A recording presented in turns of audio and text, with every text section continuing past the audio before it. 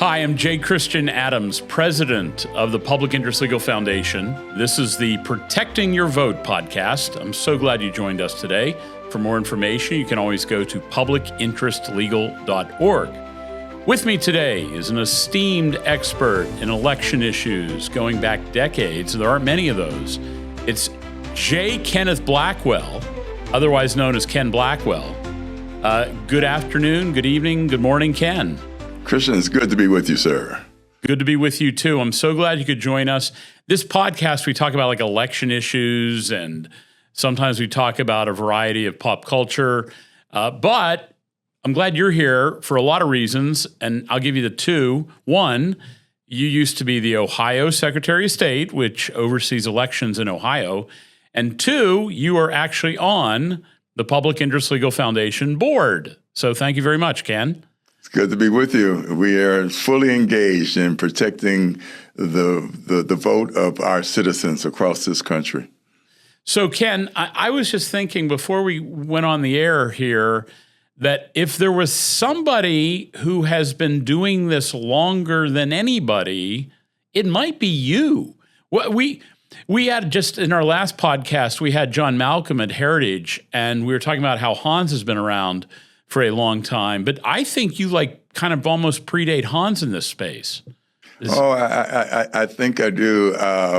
And that's only because I've been on this earth a little longer than Hans. No, I was just saying, and God has blessed me to by circling me with experts like you all, because one, I hire and fire a lot of lawyers. I'm not a lawyer, and so when I find good lawyers like you and Hans and others on our staff, the PILF staff, I just feel blessed because I know that my back is covered and I can go full force ahead in making sure that we protect the integrity of voting systems across our now 3,100 plus counties. And that's the challenge of our decentralized system, is that it is spread out across the country, and which makes election and security just that much more challenging. Right. And, sometimes this space about elections has a lot of comic nonsense, like really nutty. And I remember the first time that I encountered you, it was just about 20 years ago, as a matter of fact. And I was a lawyer at the Department of Justice. And I don't even remember what the issue was about Ohio, but I was told to get in touch with you about some issue. And it was I think it was 2004, where there was some crazy lunatic a conspiracy theory about you using the wrong paperweight in the ballots. Does this ring any bells? Oh, yeah. It was very fascinating. In the 90s, Bob Taft, the son of Robert Taft and the grandson of William Taft, was the Secretary of State. And there was a lot of voter encouragement being conducted through newspapers. And so they had in newspapers, they actually had voter registrations that you could fill out. Well, the fact of the matter is that when that newspaper print was put in machines, it got shredded. And so Bob Taft decided that he would establish a paperweight that would make it through the mail sorters and not be stripped up. And so that was in place. I took over for Bob Taft as Secretary of State, and everything was working fine. But then people got more interested in going out, collecting voter registrations, and then bringing them to boards of elections for the photo op. And then they went back to the fact that the Secretary of State's office in Ohio had a paperweight requirement, and they in fact said that was my way of discouraging voter registration or discounting of registrations. And so it was all stupid on its face.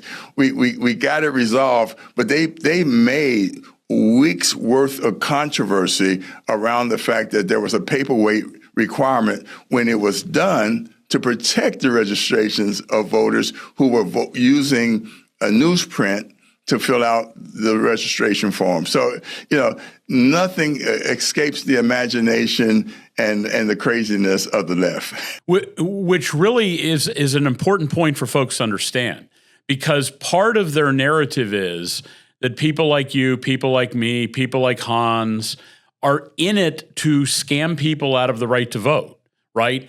And they cook up these wackadoodle theories. And this is a great example where newspapers were being used for voter registration, screwing up the system. So paperweight was added so it couldn't shred up. So it was bulky and robust. And that was a conspiracy. Now, Ken, I will tell you that it is a few clicks away on Google from discovering that people still believe it. Like, that was 20 years ago and nuts, and they still believe it. Oh, yeah. Whenever the left wants to try to discount anything that I've written, they say he is a voter suppressor, and they go back to the paperweight, but they never tell the full narrative. They never say that Bob Taft instituted that to protect the registrations of legitimate citizens, voters. I was looking at a New York Times article recently, and it had a line about the Public Interest Legal Foundation, and it was talking about non-citizen voting. And it said that the Public Interest Legal Foundation has made allegations of non-citizens voting that are sometimes wrong. And I was thinking they could have also written that are sometimes right? But they always choose the craziest, most insulting. And of course, we know why. Because these writers are working for the other side. It's not an editorial choice, it's an ideological choice. Oh, absolutely. Look, I've been in this for decades, and there are two tracks that I try to work. One is protecting the integrity of the chain of custody, understanding that when the chain of custody is tight, you reduce the chances of things going wrong. The other track is, verification, making sure voters are who they claim to be. And so that's why I was a big advocate during my days as Secretary of State for photo ID. I happen to know, having been a mayor, having been a state treasurer, that the people who are of low income, they don't have to worry about that requirement disenfranchising them, because they had to use this to have food stamps. So it was always anything that tightened the chain of custody or really protected the integrity of our verification systems. That was seen to be a voter suppression push by those of us who are of conservative, or those of us who actually are concerned about the integrity of our voting system and making sure that we make it easy to vote but hard to cheat. Right. So I want to come back to you being mayor of Cincinnati in a second, because I have some questions about that. But we're on with Ken Blackwell, esteemed election expert and longtime advocate in this space. Ken, talk about voter suppression. You know that the Public Interest Legal Foundation has a lawsuit right now in Philadelphia to try to get to the bottom of who sent death threats in the mail to people with Trump signs in their yard. Like, why does that not get massive coverage as voter suppression, but some stupid story about paperweight? I mean, go back 20 years when the paperweight story broke. Did we have an army of conservative media that was on taking your side on this to get the story out, or did you have to struggle back in 20? I had to struggle. There were one or two reporters in Ohio that actually knew the story, and they pushed back with their editors. But the editors, for the most part, listened to the crazies until we went in. And Taft was the governor at that point, and said, okay, let's take a look at this, or let's take a real hard look at why we had a paperweight. As soon as we did that, the Ohio papers backed off, but that didn't change the narrative of the folks outside of Ohio who basically believed that if they could, in fact, soil the conversation with half-truths, mistruths, non-truths, that they, in fact, would do it because he who or she who controls the narrative, in many instances, control the field of play. I think that's why your experience here is so important because you've been here in this election integrity space from frankly, the beginning. I can't think of anybody before Ken Blackwell. I mean, really. There really isn't anybody out there that's been in this fight longer than you. And the communication side of it, the media side of it, as you know now, there's 501c3 organizations like VoteBeat that are left-wing, totally dedicated to this narrative on the left about elections. And they're not the only one, believe me. There's a whole reporter project dedicated to putting 501c3 charitably funded Soros-style reporters inside small-town newspapers. There's something called Design for Democracy, which puts artists free into election offices to help design ballots, and we could do a whole show on why that matters. So there's this whole philanthropy on the left that doesn't really have a conservative counterpart, as far as I can tell, in generating media narrative. No, you're absolutely right. And again, I don't care if it was Lewis Carroll in Alice in Wonderland or Humpty Dumpty. He said it best through Humpty Dumpty. He who controls the narrative, actually, he who defines controls the narrative. And so the left has a machine to define the narrative. And whether the narrative fits with reality or not, they want to control how things are perceived and how things are talked about. And what we have to master is the way to push back. And I will just tell you what a lot of folks don't know is that I came up through radio ownership. I was a partner in Blue Chip Broadcasting, and we had 22 radio stations in 5 states. And I started to appreciate radio because there are 2 things. One, radio, it matters. And Rush Limbaugh underscored that. But beyond Rush, our people listen to talk radio. The second thing is neighborhood newspapers. They still, while the big Main Street newspapers are fading in terms of readership, neighborhood newspapers are still read. And they're read by voters who want to engage in the process. So what we have to do is that we have to be more diligent, more disciplined in controlling the narrative and staying reality-based. When we do that, I think that we will put more wins up on the board than losses. Yeah. Speaking of wins and losses, I have a question for you. I heard a rumor once that when you were the mayor of Cincinnati, you may have lost, but I'm not sure. Is it true that you wrestled a bear? Yeah, I tell you, Victor the Bear. We had a boxing team that had been in a plane accident, and we were trying to raise money for the boxing team. And so I challenged Victor the Bear to a 3-round match. Victor won. But the stories I can tell from that have, in fact, served me well. And so when I see my grandson walking around saying, "Don't mess with my grandpa, he fights bears." Awesome. Well, speaking of challenges, it might be a good time. I'm not sure if I've ever told you about Christian's Omaha Steak Challenge. And we were talking about the left and how they, changed the narrative. I have an Omaha Steak Challenge.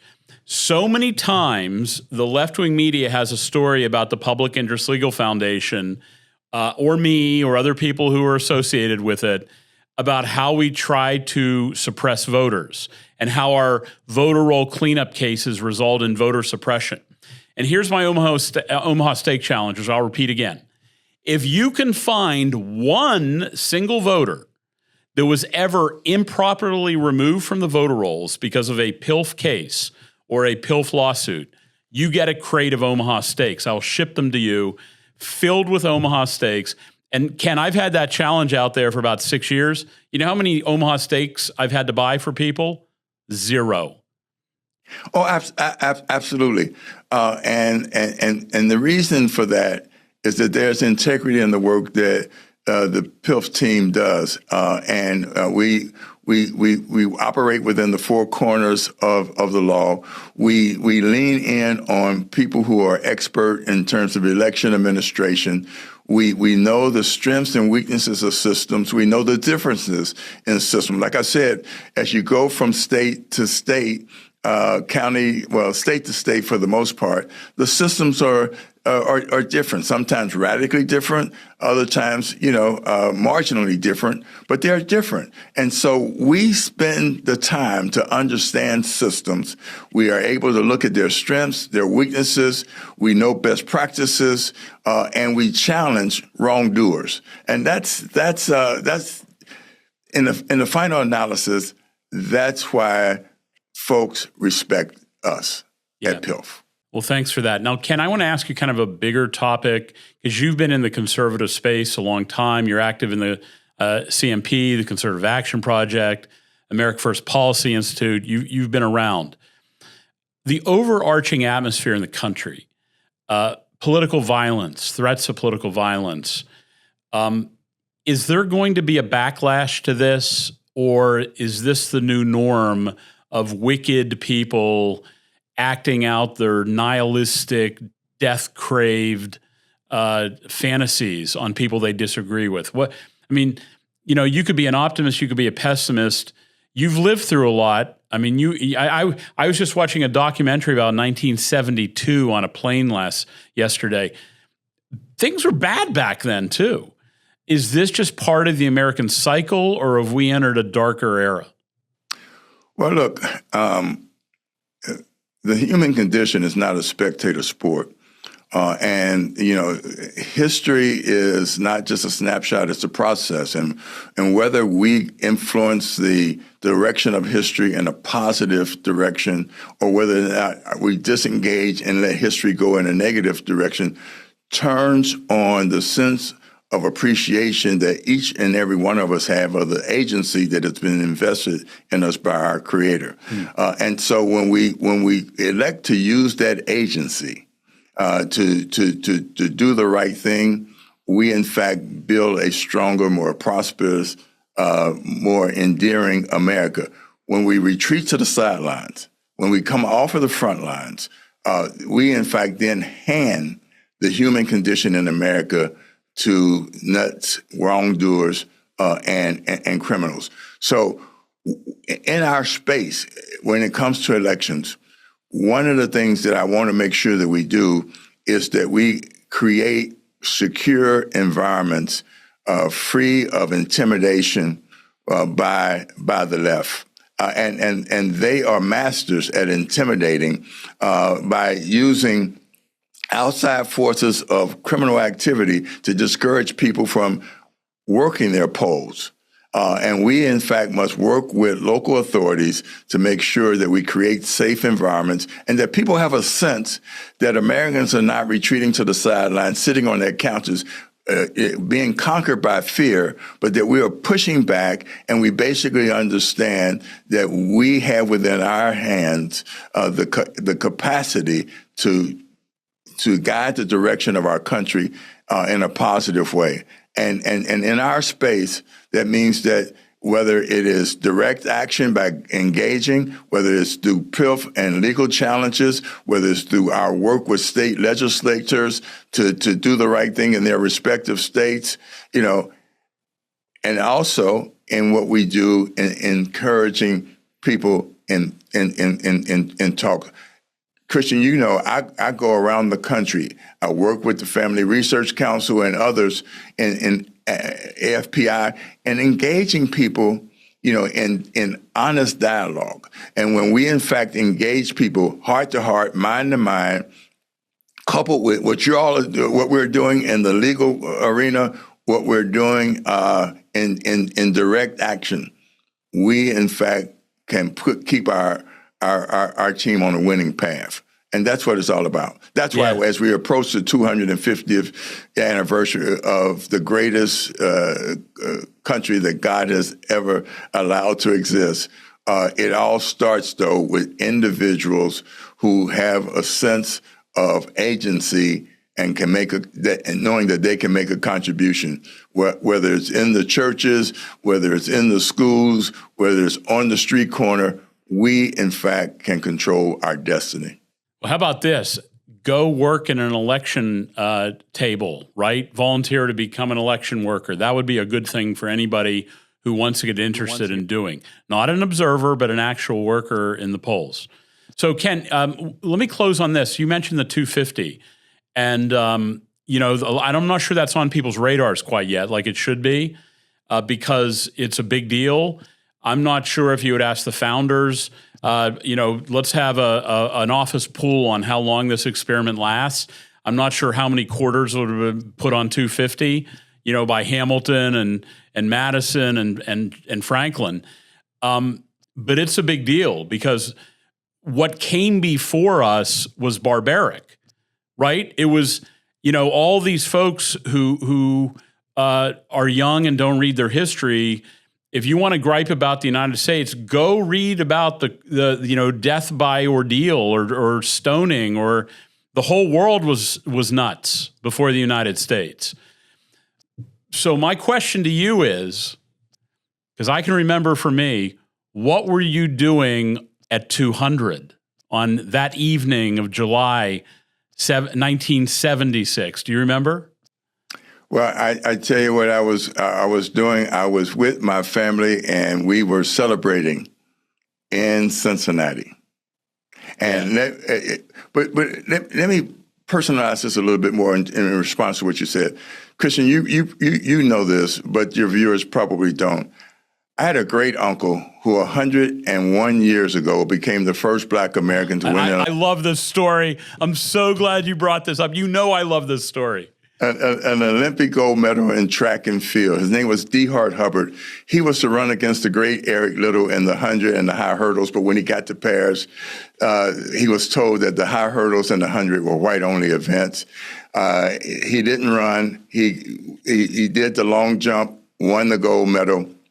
But he came back and he told my mom's generation that God had blessed him because he actually got a chance to watch Eric Little practice fidelity to his faith.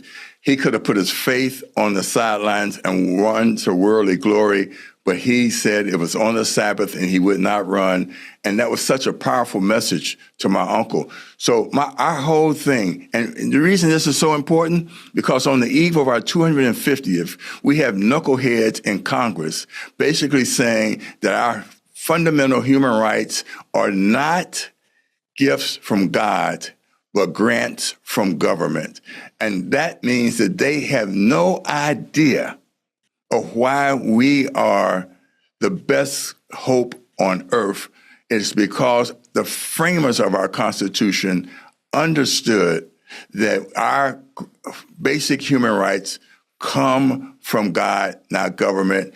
And those who are deep staters, who in fact want to empower and make more muscular the government, we must push back through individual engagement. And as you said, whether that's volunteering in schools, going to a PTA meeting, or going and registering to be a poll worker on election day, engage. We control, we can influence the direction and arc of history as we approach the next 250 years. So tell everybody the name of your uncle so they can Google it and go look up the story again.